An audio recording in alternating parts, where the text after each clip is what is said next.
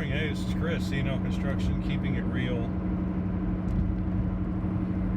want to talk a little bit about a product I tried yesterday for the first time, Zinsser Bin shellac-based primer. As far as I know, Zinsser makes three types of primer. They make water-based, oil-based, and shellac-based. I was doing some research online and trying to figure out which would be best to use. I've used the water base and haven't been really happy with it because it tends to take a lot longer to dry than it says on the can. I mean, the water base is supposed to be ready to paint in an hour. I've never actually seen that unless I'm priming something in the hot sun, and you're really not supposed to do that. So I wanted something that would, I could put on and it would be ready to paint, and it says 45 minutes on the can. I'm happy to report that is absolutely true. In fact, it's less than 45 minutes. It's actually more like 25 minutes. I was priming some cabinetry outside doors and the fronts of the drawers, but I was not in the sun. I was just out on the owner's front porch, and it was drying very nicely.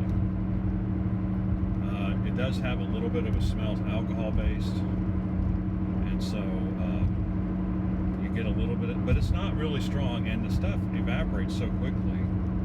It's not like it hangs around either. I mean, it's like, okay, I smell alcohol. Oh, now I don't smell alcohol anymore. The application is a bit tricky. If you've ever worked with shellac, you know that you have to work. Well, you don't have to work overall. Well, you do. You have to work quickly because it does dry so quickly that you don't really have time to work it like you usually with like acrylic latex paint. You've got 30 seconds to a minute really to get it how you want it. If you make a little boo-boo, it's not hard to fix it. With shellac's a totally different story. You put it on, you've got like maybe 2 strokes to get it to where you want it, and that's it. Because then it becomes, you can't move it anymore. You can't do anything with it. So you really have to be deliberate and consistent with the way you hold the brush and how much you put on the brush. And it's just one of those things you got to learn. I mean, it's not hard. It's just a different way of doing something. I started out with using a brush on the whole face of the doors, and quickly found out that just didn't work. I was leaving way too many brush marks. But what I found is a little, and I don't know where it is. Let me look around my car while I'm driving down the road. I got a foam roller. I got a pair of foam rollers yesterday, and so I decided to use one of those to help me with the primer, and I'm happy to report it worked very, very well.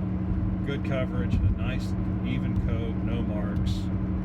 The only thing you got to remember about a foam roller is you just don't put too much pressure on it. Keep the pressure light, keep the roller loaded up with material, and you'll do fine. And so there's parts of the door fronts that I can't do with the roller, which is about maybe 10% of the face of it. But the rest I can, and even the parts I can't get entirely in with the roller, I can at least run the roller over those areas and blend it in a lot better. So and then of course it dried and it was ready to be recoated in 45 minutes. So I went ahead and put a coat of enamel on several of the doors, and it really looks good. Use the same foam roller, well, not the same one, I have two, but the same type. Got a really nice finish on the fronts of those, so the owner's going to be really happy. I'm going to put another coat on those today, and I'll take some pictures of those or a video and show them to you. The cleanup was easy. You need some denatured alcohol, but unlike you can sit there with like an acrylic latex, and you can run that underwater, under a flowing water source for seemingly forever, right? It's so annoying. I took my brush, I got a little jar, I put the denatured alcohol in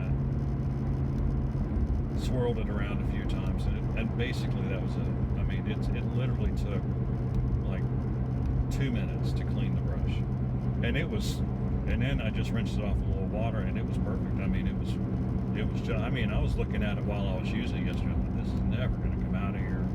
It's going to be awful. But that's one of the good things about shellac is that if you hit it with that denatured alcohol, of course, now that's why you don't leave it as a finished coat, right? Because if it gets hit with an alcohol-based solvent, it dissolves instantly. So, which is why most people don't use it for anything anymore. But in the case of primer, it's a great use, because once you put the top coats on, there's no way that anything can get to the shellac. So let me see, what have I covered? It's tricky to apply, but you can get it. It's easy to clean up. Oh, if you're using it outside like I was yesterday, you don't want to just let your paint tray sit there for very long periods of time, because it will skin over in a relatively short amount of time, and then you've got to get the skin off before you've got to remix it, maybe even add a little bit of denatured alcohol to it, because it really does skin over. I mean, 5 or 10 minutes if it's just sitting there. Now, as long as you're working it, as long as you're painting something and you're dipping that roller in there every minute or two, it's okay. It works fine. So I'm really happy I found it. The reviews I read online said it adhered to all surfaces much better than the water base and the oil base does, and provided a much better base for the paint, which is the whole point of having product, of course, is that you want something that adheres well to your base material, and then you want something that paint will adhere to very well. Of course, time will tell, but from what I've seen so far, in comparing it to the water base, it's a better product. Now, it is twice as expensive. It's $44 per gallon as opposed to like $20 for the best water base that they carry. And I think that's just because shellac is just not, it used to be a lot more readily available. But if you go to Lowe's now, or another home improvement store, it's really hard to find shellac. I mean, it's not hard to find it, but there'll be like 1 or 2 cans, and in a paint department that has thousands of cans, there'll be a couple of cans. So anyway, if you have any questions or comments, leave them in the section below. Like and subscribe. We appreciate when you do. We'll see you on the next video.